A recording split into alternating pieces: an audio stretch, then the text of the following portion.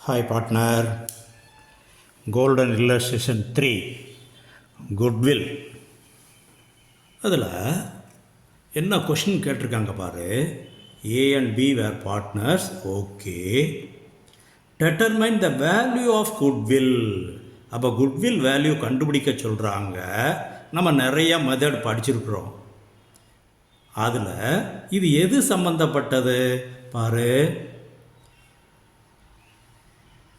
They took over the business of victory. ஒரு பிஸ்னஸை எடுக்கிறாங்க, தென் பர்ச்சேஸ் பண்ணுறாங்க. பர்ச்சேஸ் குட்வில் சம்பந்தப்பட்டது. For net purchase consideration 5 lakhs.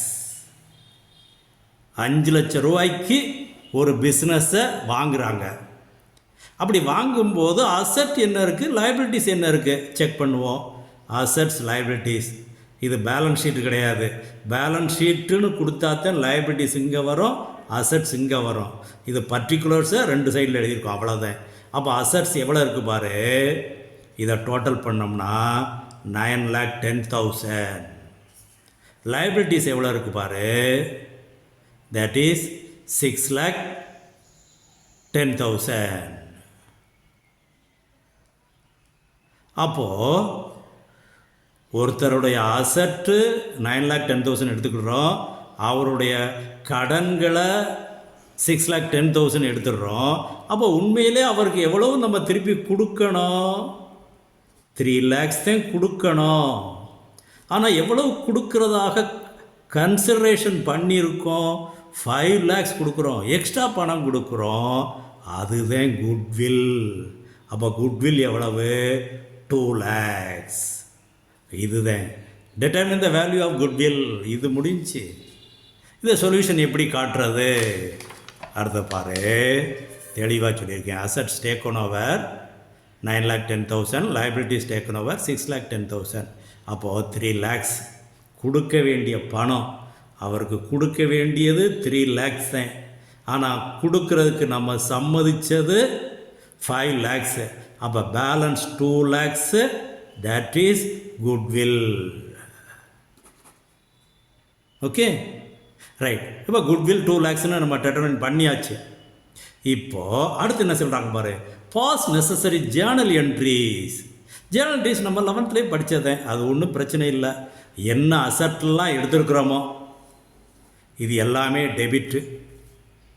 என்ன லைபிலிட்டிஸ் எல்லாம் எடுத்துருக்குறோமோ லைபிலிட்டிஸ் எப்பயுமே கிரெடிட் தான், அவ்வளோதான். அவருக்கு எவ்வளோ கொடுக்க வேண்டியிருக்கு? 5 lakhs.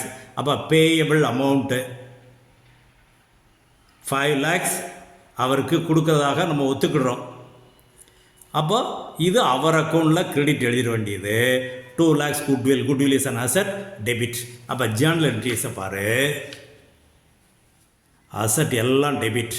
Furniture, inventory, debtors. Goodwill asset, balance amount நம்ம அப்போ கண்டுபிடிச்சது. லைபிலிட்டிஸ் எவ்வளவு? Creditors, salary payable, outstanding expenses. இதெல்லாம் நம்ம கொடுத்துடணும் அவருக்காக வேண்டி. அவருக்கு நம்ம கொடுக்க கன்சிடரேஷன் ஒத்துக்கொண்டது 5 lakhs.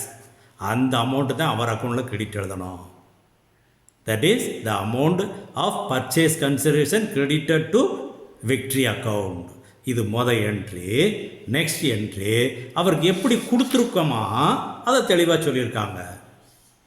Paid by check.